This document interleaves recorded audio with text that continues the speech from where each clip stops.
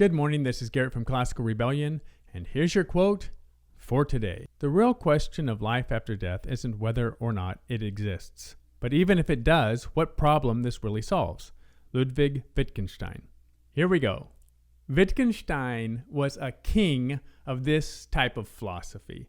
What he wanted us to do was to stop asking questions to which there are no answers. Wittgenstein is basically saying, okay, let's say life after death exists. How does that change anything? It's a fair question. Do I think I know the answer? Absolutely not, but we can explore some of the issues here that this topic brings up. I can say that Wittgenstein is putting his foot into a stream of thought which flows from Dostoyevsky to Nietzsche to Camus and beyond. That stream of thinking is whether or not we give up justice in this world for the hope of a perfected justice in the world to come. At this point, I think it's safe to say that the answer is no. We need justice here and now, but that sentiment wasn't always the case. For thousands of years, the question was often answered as yes. We give up justice now because the justice of the Almighty will correct all wrongs. The idea of justice for all and the sovereignty of the individual did not begin to take on significance until the Age of Enlightenment, roughly the late 18th century. That's the age which produced the U.S. Constitution, and maybe more importantly, the Bill of Rights. For the first time, the rights of the individual became preeminent. These are very powerful ideas, and initially, they were not applied fairly or equitably. They were only applied, as we all know, to white landowning men, for the most part. However, the idea has continued to be applied to more and more people as the decades and centuries have gone by. That's why the answer to the question of do we give up justice now has been answered as no, we do not give up justice now. We apply justice to as many people as possible right now. I do think it's important that we don't worry about venerating the people who came up with this idea, but that we focus on the idea itself. It does not matter to me who came up with this idea. I don't care where they were from, how they grew up. I don't know them, but I do know the idea is powerful. I do know the idea has proven itself to be beneficial to those to whom it has been extended. So it is our duty to continue applying justice to each individual as much as we can in this world, regardless of whether or not there's a life after death. Beyond the very powerful and compelling idea of justice for all, there's the idea of what type of life after death are we talking about? If we're going to believe in a life after death, we have to define it. So which one is it? Is it another go around here in this reality? Is it the dual kingdoms of heaven and hell? Do we retain our personality, our skills, our talents, or is it a blank slate? Is the time scale linear or cyclical? Are we still human or something else? We quickly realized that this question has far more problems than answers. Do you believe in life after death? Yes. Okay, which one? The heaven and hell version. In this version, billions of people are dying and going to hell for eternity. That's a big problem. What do we do about it?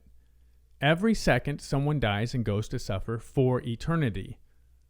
All our activities should be directed toward preventing that from happening. In this scenario, massive problems are created, and there is no comfort. If just one person goes to suffer for eternity, we failed. Let's go with a blank slate life after death. That creates a number of different problems based on personality types, because this life would become ultimately meaningless. Some personalities would embrace complete criminality, while others might embrace pursuits of pure pleasure, while others might continue just basically as they are in this life. This version of life after death is basically the same as no life after death because it's a blank slate. The idea of life after death and the idea of seeing our family members who have already died is a comfort, but it does come with a ton of problems, and to Wittgenstein's point, I'm not sure exactly what problems it solves.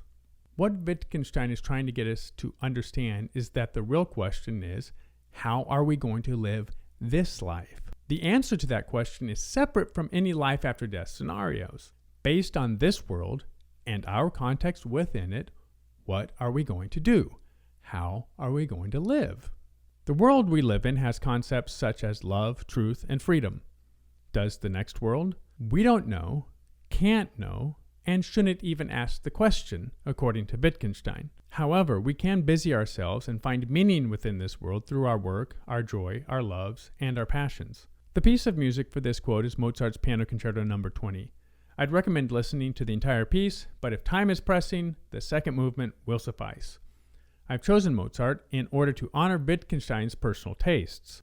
Wittgenstein grew up in Vienna in the early 20th century, and the composers Johannes Brahms and Gustav Mahler were frequent guests at his home. However, Wittgenstein himself thought that great music died with Beethoven, and that Mozart was the quintessential composer.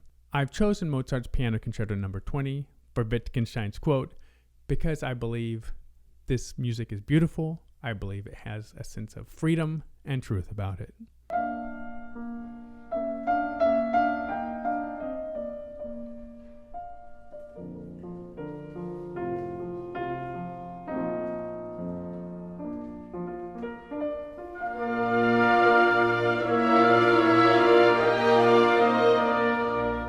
The piece of art is Christ in Limbo by Hieronymus Bosch. Very few artists can give us a vision of potential realities after this one better than Hieronymus Bosch. The question is, do we like the visions he is giving us? That's going to do it for today. Thank you for listening or watching, and I'll see you tomorrow. Hey, thanks for staying all the way to the end. Please subscribe and turn on notifications. You can also visit our website, classicalrebellion.com. And remember, the number one thing you can do right this very moment to support classical music and the high arts is share your love of the art form with others.